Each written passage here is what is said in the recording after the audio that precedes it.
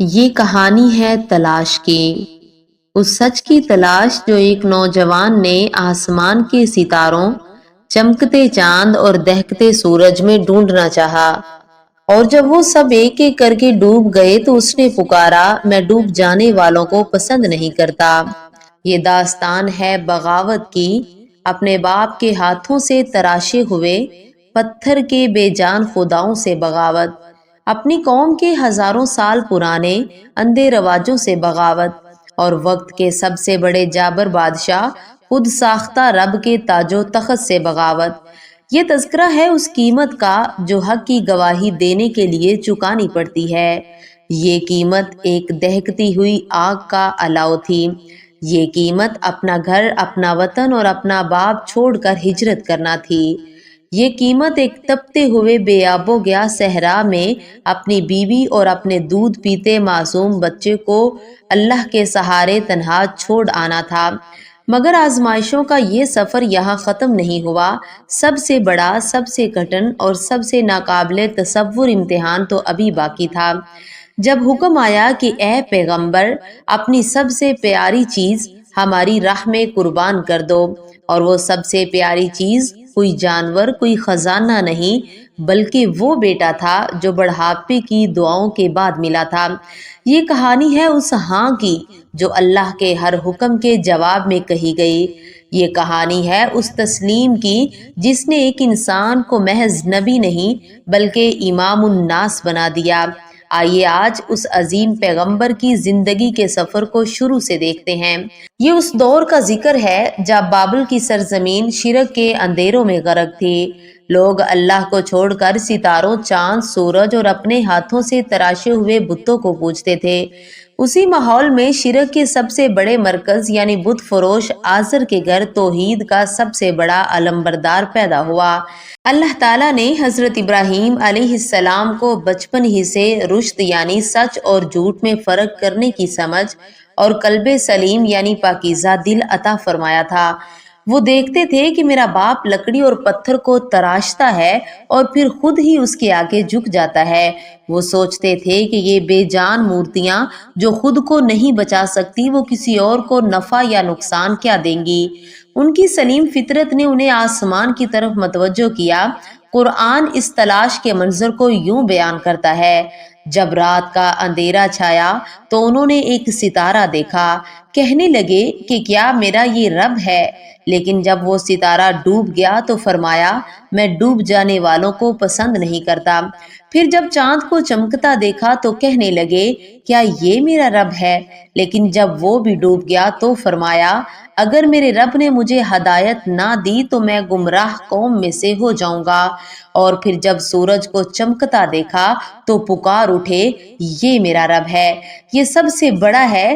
لیکن جب وہ شام کو ڈوب گیا تو انہوں نے اپنی قوم سے بیزاری کا اعلان کیا اور پکار اٹھے، اے میری قوم، میں ان سب سے بیزار ہوں جنہیں تم اللہ کا شریک ٹھہراتے ہو۔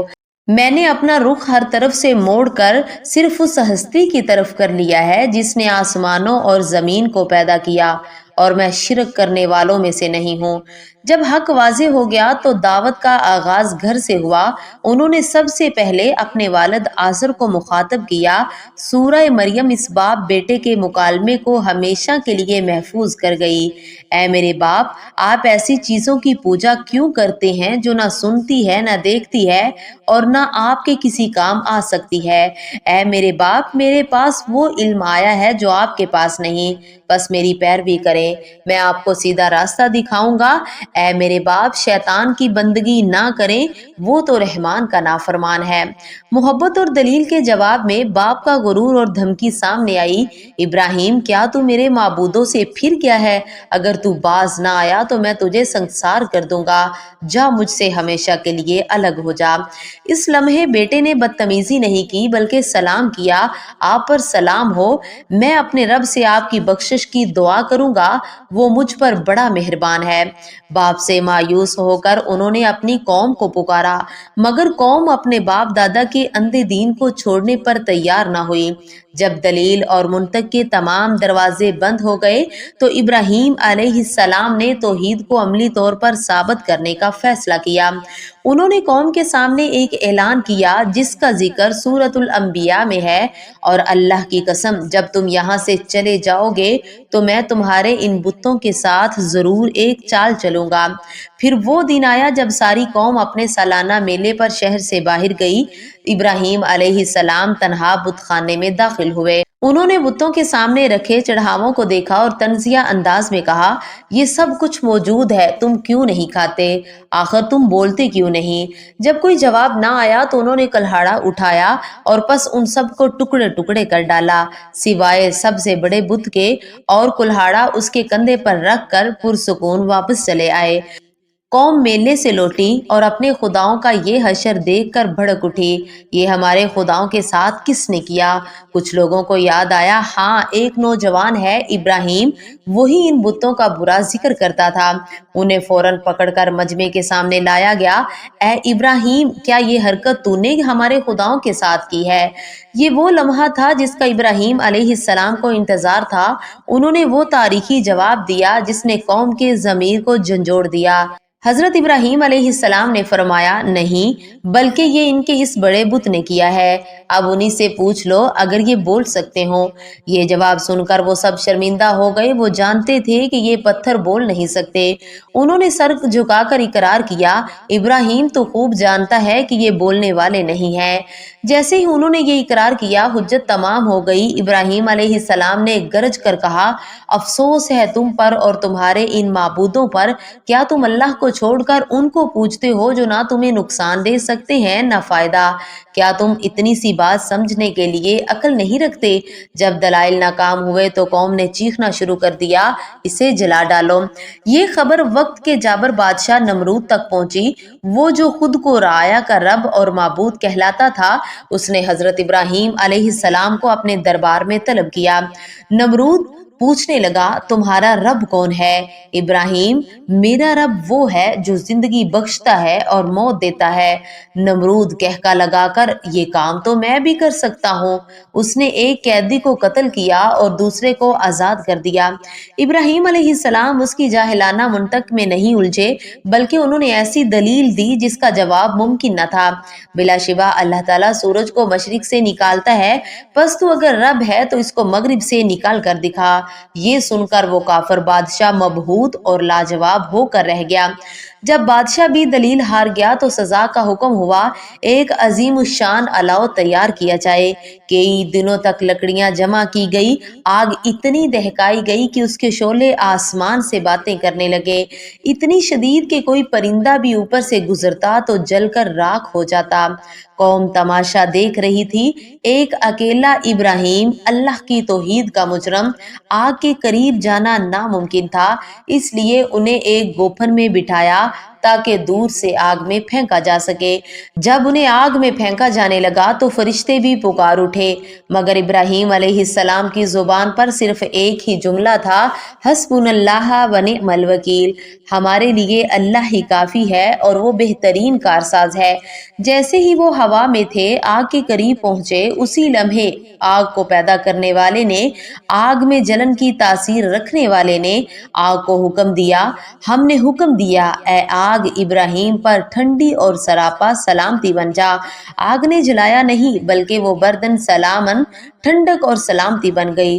دشمنوں کے تمام منصوبے خاک میں مل گئے اور وہ خلیل اللہ دہکتی آگ سے یوں باہر نکل آئے جیسے کوئی باغ سے نکلتا ہے۔ قوم باپ اور بادشاہ سے مایوس ہو کر حضرت ابراہیم علیہ السلام نے اللہ کے دین کی خاطر ہجرت کا فیصلہ کیا۔ وہ بابل سے نکلے، فلسطین اور مصر سے ہوتے ہوئے ایک نئے امتحان کی طرف۔ اولاد کی خوشی کے کچھ عرصے بعد ہی اللہ تعالیٰ کا ایک اور حکم آیا، اپنی بیوی ہاجرہ اور دودھ پیتے بیٹے اسماعیل علیہ السلام کو مکہ کی بے آب و گیا وادی میں چھوڑاؤ۔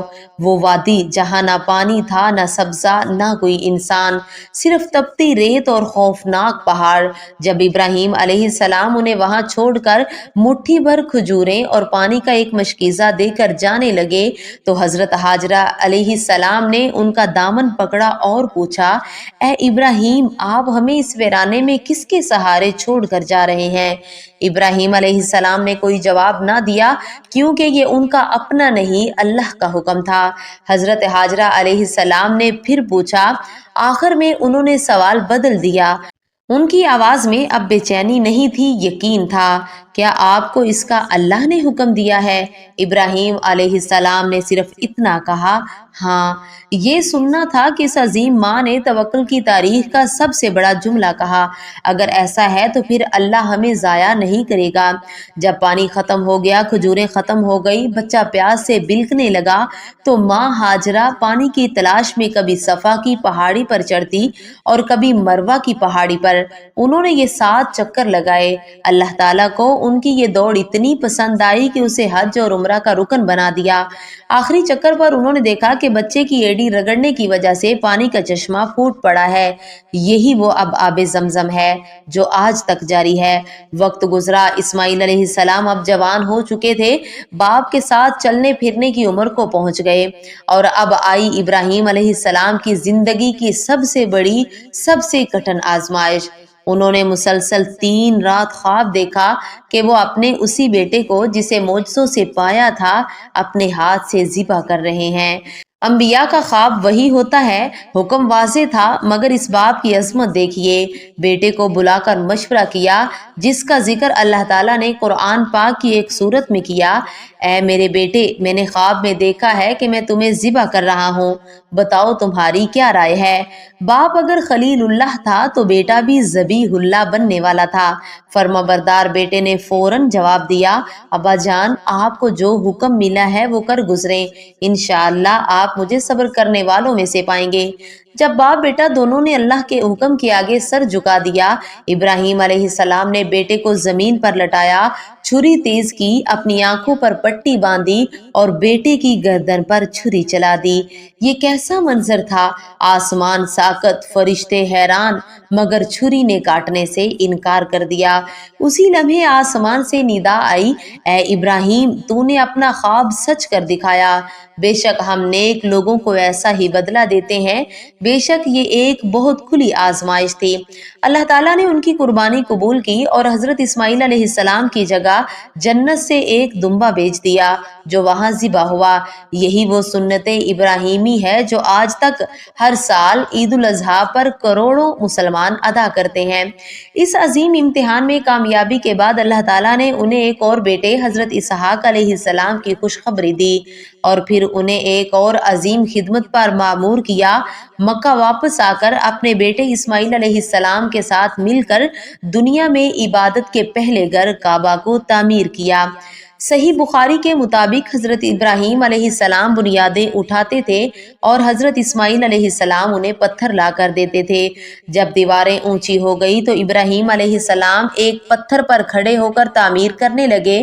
اس پتھر پر آج بھی آپ کے قدموں کے نشان موجود ہیں۔